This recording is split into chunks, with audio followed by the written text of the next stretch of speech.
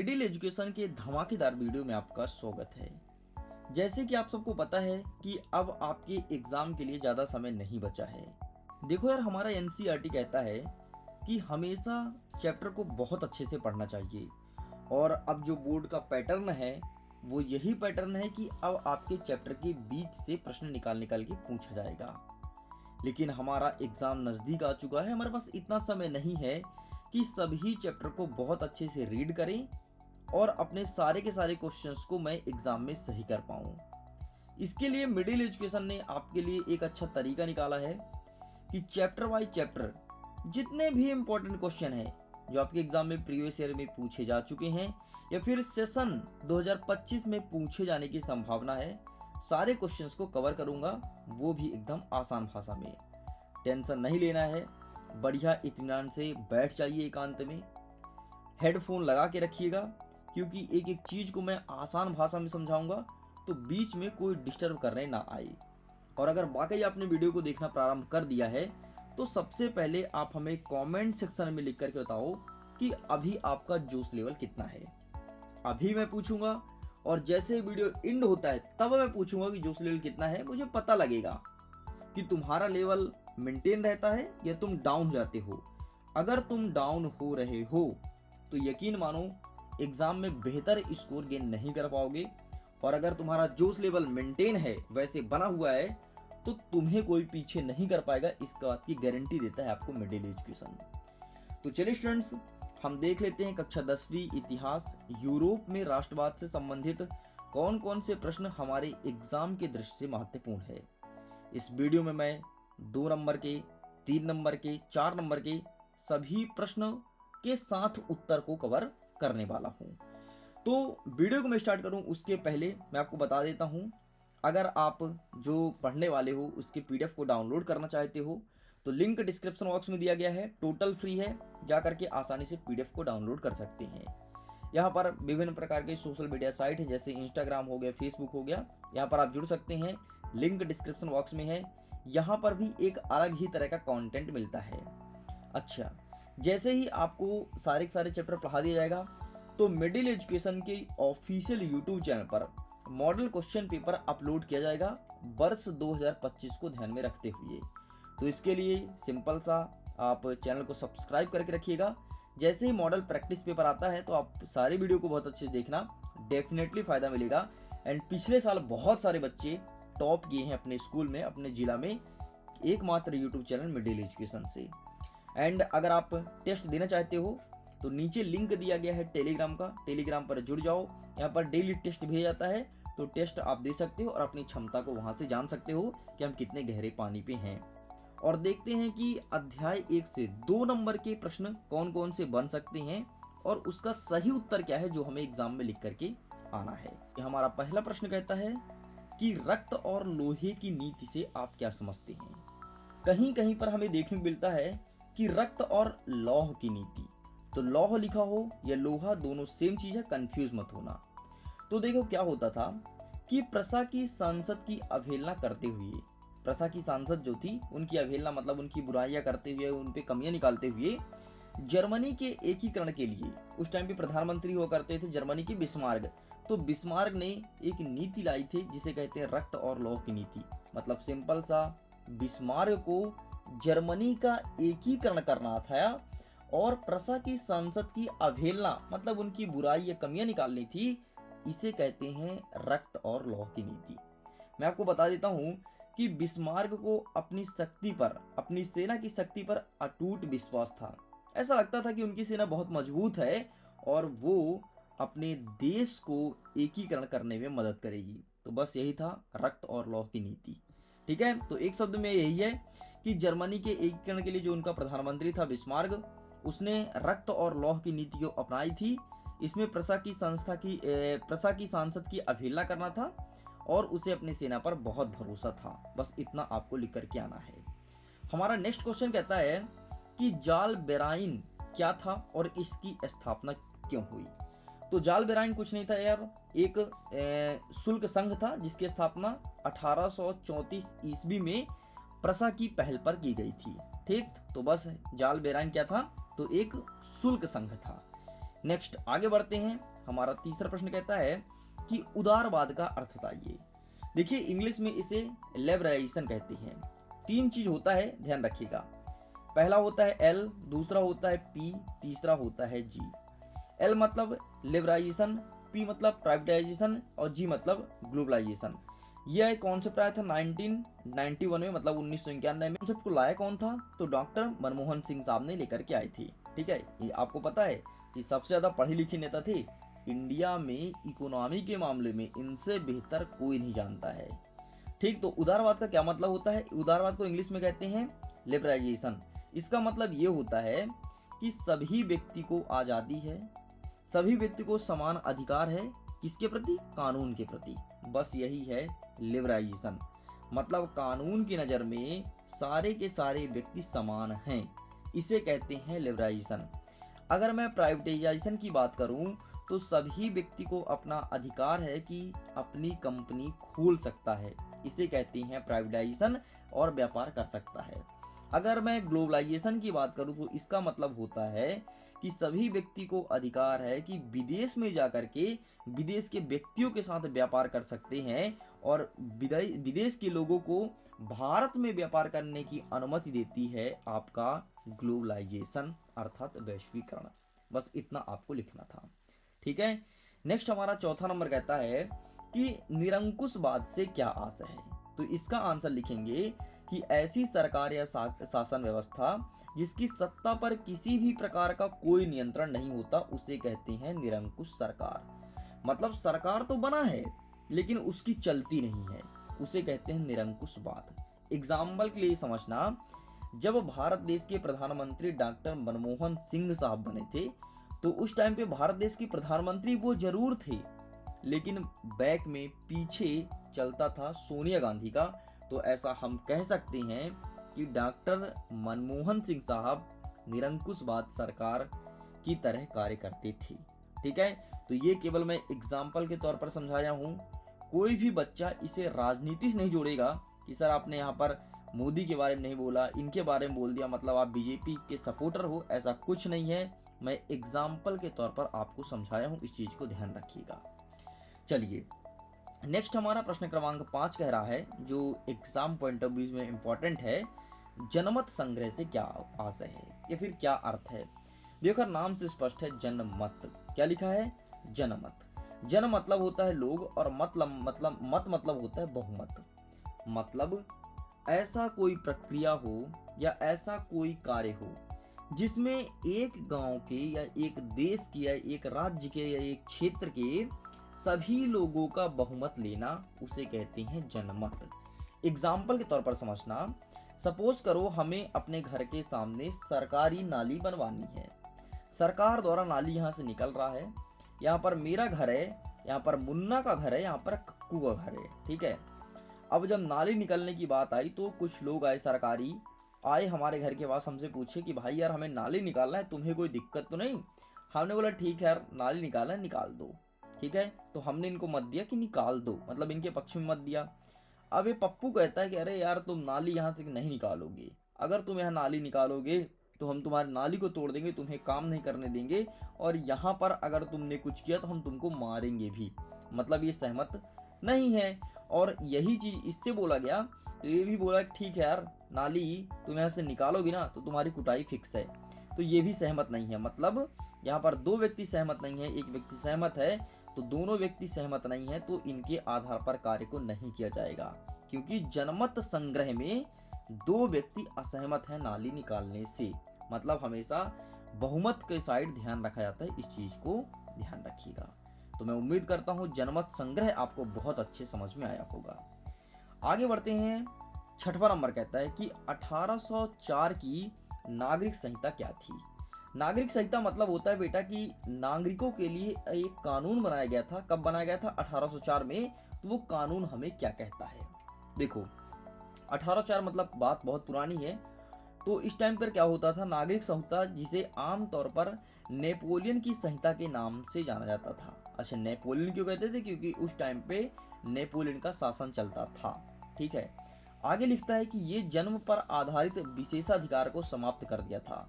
मतलब पहले कैसा होता था कि राजा का बेटा राजा बनेगा, जो राजा था उसका जो संतान होगा, चाहे योग्य शासक हो या ना हो, राजा बनेगा। तो इस चीज को 1804 के नागरिक संहिता में समाप्त किया गया था और इसमें कहा गया था कि कानून के समक्ष सभी व्यक्ति समान हैं और सभी व्यक्ति को संपत्ति जोड़ने का अधिकार है। ये कहता है 1804 का नागरिक संहिता। समझ में आया ना बहुत अच्छे से? बस इस चीज को ध्यान रखिएगा। 2 नंबर के इतने ही क्वेश्चन हैं जो हमारे एग्जाम की दृष्टि से महत्वपूर्ण है। अब हम देखते हैं 3 और 4 नंबर के क्वेश्चंस कौन कौन से हैं जो हमारे एग्जाम में पूछे आने की संभावना है। इसका भी आंसर एकदम आसान भाषा में बताऊंगा। सबसे पहले हमारा पहला नंबर कहता है कि उदारवाद की प्रमुख विशेषता लिखिए। देखिए आपके इस चैप्टर में ना, चैप्टर फर्स्ट में केवल उदारवाद है, मतलब लिबराइजेशन। मैंने 3 चीज आपको बताया था, याद होगा, LPG 3 चीज बताया था। L मतलब लिबराइजेशन, P मतलब प्राइवेटाइजेशन और G मतलब ग्लोबलाइजेशन, मतलब उदारीकरण, निजीकरण और वैश्वीकरण। तो हमारे चैप्टर में केवल L है, मतलब लिबराइजेशन है। ठीक है, तो उदारीकरण का मतलब क्या होता है कि कानून के समक्ष सभी व्यक्ति समान है, किसी को कोई छोटा या बड़ा, किसी को कोई ऊंचा या नीचा नहीं माना जाएगा। अगर कोई आदिवासी वर्ग का व्यक्ति अपराध किया है तो उसे भी सजा दिया जाएगा, और अगर कोई जनरल कैटेगरी का व्यक्ति अपराध किया है तो उसे भी सजा दिया जाएगा। ये कहता है हमारा लिबराइजेशन। यह एक लैटिन भाषा का शब्द है, इस चीज को ध्यान रखिएगा। लेकिन हमारा प्रश्न ये कहता है कि इसकी विशेषताएं क्या है ना। हमसे नहीं पूछा कि लिबराइजेशन का अर्थ क्या होता है, हमसे पूछा इसकी विशेषता क्या है। तो जरा सुनना ध्यान से। उदारवाद ऐसी सरकार पर जोर देता है जो सहमत से बनी हो, मतलब किसी एक व्यक्ति की ना चले कि अपने मन से राजा बना दिया, नहीं, जब सारे व्यक्ति सहमत होंगे तभी जाकर के सरकार बनेगी। इसे कहते हैं उदारवाद, और हमारा हिंदुस्तान उदारवादी है। आपको पता है ना कि हमारे हिंदुस्तान में चुनाव होता है और चुनाव के बाद जिसे सबसे ज्यादा वोट मिलती है वही अपना सरकार बनाता है। तो हमारा पहला बिंदु ये कह रहा है। हमारा दूसरा बिंदु कहता है कि उदारवाद निरंकुश शासक और पादरी वर्ग की विशेष अधिकारों को समाप्त करना चाहता था। निरंकुश शासक मतलब होता है कि जो शासन करने योग्य ना हो, और पादरी वर्ग मतलब होता है कि जो पूजा पाठ करता है। ठीक है, इनको पहले एक विशेष अधिकार मिला था, मतलब आरक्षण। तो इस आरक्षण को खत्म करने की बात करता है उदारवाद। नेक्स्ट हमारा तीसरा पॉइंट कहता है उदारवाद संविधान तथा संसदीय प्रतिनिधि सरकार का पक्षधार है, मतलब ये संविधान की बातों को और संसद की बातों को सपोर्ट करता है उदारवाद। ठीक है, इस चीज को ध्यान रखिएगा। आगे हमारा चौथा पॉइंट कहता है कि निजी संपत्ति के स्वामित्व की अनिवार्यता पर बल देता है, मतलब उदारवाद कहता है कि अगर कोई व्यक्ति अपनी संपत्ति जोड़ना चाहता है, बनाना चाहता है तो वो बना सकता है, उसे किसी भी प्रकार से बाधित नहीं किया जाएगा। यही है उदारवाद की विशेषताएं। मतलब समझो कि उदारवाद मतलब जो आजकल व्यक्तियों को छूट मिल रही है ना, तो वो उदारवाद के चलते ही मिल रही है। इस चीज को ध्यान रखिएगा। ये मॉडल आया था 1991 में, लाने वाले थे डॉक्टर मनमोहन सिंह, और उस टाइम पे भारत देश के वित्त मंत्री हुआ करते थे। चलिए हमारा नेक्स्ट प्रश्न कहता है कि वियना संधि क्या थी। बहुत ही मजेदार प्रश्न है। वियना संधि क्या थी, इसके प्रमुख उद्देश्य तथा व्यवस्था का वर्णन करो। तो सबसे पहले समझो वियना संधि क्या थी।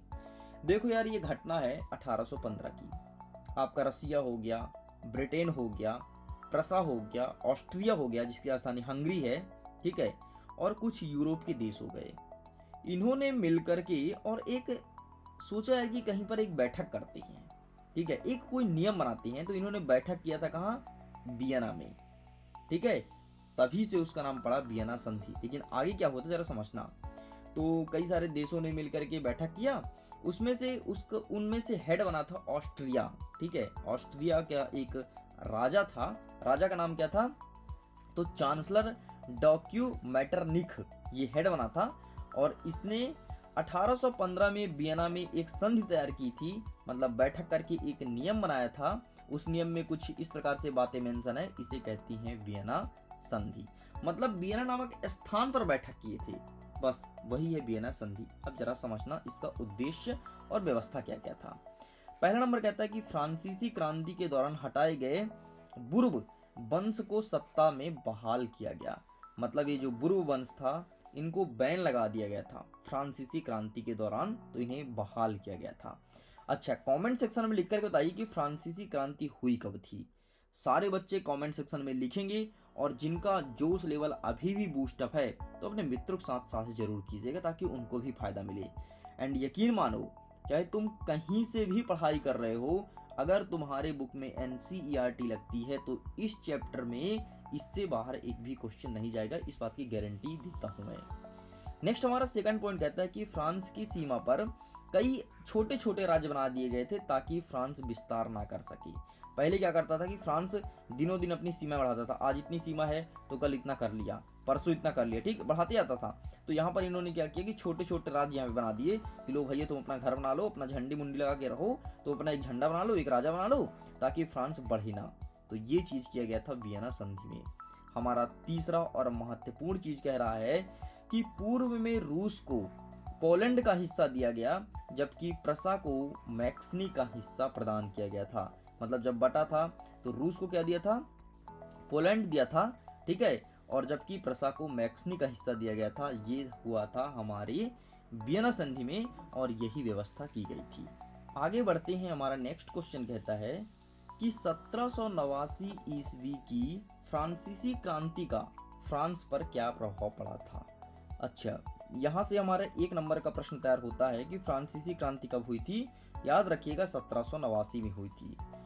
आपको पता है जब फ्रांसीसी क्रांति हुई थी ना, तो इसके पहले जितने भी राजा हुए करते थे सारे के सारे राजा लुई वंश के थे। तो फ्रांसीसी क्रांति जब हुई ना, तो फ्रांस में जो लुई वंश के शासक थे इनको समाप्त किया गया कि भाई साहब अब तुम राजा नहीं बन सकते, तुम्हारा अस्तित्व ही खत्म। दूसरा चीज है, समानता और स्वतंत्रता से भरे नए समाज की नींव रखी गई। मतलब इसमें कहा गया कि अब यहाँ पर जो व्यक्ति हैं, जो समाज में व्यक्ति रहते हैं, उनमें सब में समानता होनी चाहिए, मतलब सभी समान हैं, और सभी को स्वतंत्रता है, मतलब सभी को राइट है अपने इच्छा अनुसार अपने कार्यों को कर सकता है। एंड इनका तीसरा पॉइंट कहा गया था कि देश के लिए नवीन कानून संहिता लागू की गई। मतलब जो पुराना कानून था उसमें संशोधन करके और उसे नए रूप से लागू किया गया कि अब है ये देश का नया कानून। तो इतने प्रभाव पड़े थे फ्रांस पर फ्रांसीसी क्रांति के बाद। नेक्स्ट हमारा चौथा बिंदु कहता है कि फ्रांस की भाषा को राष्ट्रभाषा का दर्जा दिया गया और फ्रेंच तिरंगा को राष्ट्रीय ध्वज बनाया गया। जैसे हमारे यहाँ राष्ट्रभाषा क्या है, हिंदी है ना, और यहाँ पर राष्ट्रीय ध्वज क्या है, तिरंगा है। तो ऐसे फ्रेंच तिरंगा को राष्ट्रीय ध्वज बनाया गया और राष्ट्रभाषा फ्रांस या फ्रांस की भाषा को राष्ट्रभाषा का दर्जा दिया गया। तो बस इतना आंसर आपको लिख करके आना है। नेक्स्ट क्वेश्चन हमारा कह रहा है कि 1789 ईस्वी की फ्रांसीसी क्रांति का यूरोप पर क्या प्रभाव पड़ा। अच्छा, दूसरा आंसर आपको कमेंट सेक्शन में देना है कि फ्रांस किस महाद्वीप का हिस्सा है, एशिया का है, यूरोप का है, अफ्रीका का है, या उत्तर अमेरिका का है, दक्षिण अमेरिका, या फिर ऑस्ट्रेलिया का, किस महाद्वीप में आता है फ्रांस। ये आंसर आपको देना है आपको कमेंट सेक्शन में। हमारा प्रश्न कहता है कि 1789 ईस्वी की फ्रांसीसी क्रांति का यूरोप पर क्या प्रभाव पड़ा था। तो आंसर में लिखेंगे यूरोप में राष्ट्रवाद को मजबूती मिली और राष्ट्र राज्यों का उदय होने लगा। मतलब एक पावर मिल गया था फ्रांस क्रांति होने के बाद यूरोप में। तो यूरोप में जितने भी देश थे सभी को। नेक्स्ट कहता है कि लोकतांत्रिक सिद्धांत का आधार मिला, अर्थात सरकार जनता द्वारा और जनता के लिए होनी चाहिए। ये इसका ना एक कॉन्सेप्ट दिए थे अमेरिका के राष्ट्रपति थे अब्राहम लिंकन। लोकतंत्र के लिए उन्होंने कहा था कि लोकतंत्र ऐसा होना चाहिए जिसमें जनता सरकार हो और जनता का शासन हो। मतलब ये कहना चाहता है कि जनता से ही कोई व्यक्ति चुन करके आए और अपना सरकार बनाए, राजा बने, यही लोकतंत्र है। मतलब जनता का, जनता के लिए, जनता के द्वारा शासन, इस कथन को कहने वाले अब्राहम लिंकन है, जो कि अमेरिका के राष्ट्रपति थे। इस चीज को ध्यान रखिएगा, 1 नंबर का प्रश्न बन सकता है। नेक्स्ट हमारा तीसरा पॉइंट कहता है कि यूरोप में समाजवादी विचारधारा का प्रचार प्रसार होने लगा। तो इस प्रकार से आपको 3 पॉइंट लिखना है। तो ये रहे आपके 3 और 4 नंबर के सारे क्वेश्चंस कंप्लीट होते हैं। 4 ही प्रश्न थे जो आपके एग्जाम पॉइंट ऑफ व्यू से इंपॉर्टेंट थे। वीडियो पसंद आया हो तो वीडियो लाइक करिएगा, अपने दोस्तों के साथ शेयर कीजिएगा, पीडीएफ को डाउनलोड कीजिए, लिंक डिस्क्रिप्शन बॉक्स में है। और मन में अभी भी कोई क्वेरीज है तो आप मुझे कमेंट में लिख करके पूछ सकते हैं। वीडियो को एंड करते हैं, जल्दी मिलते हैं नेक्स्ट चैप्टर के साथ।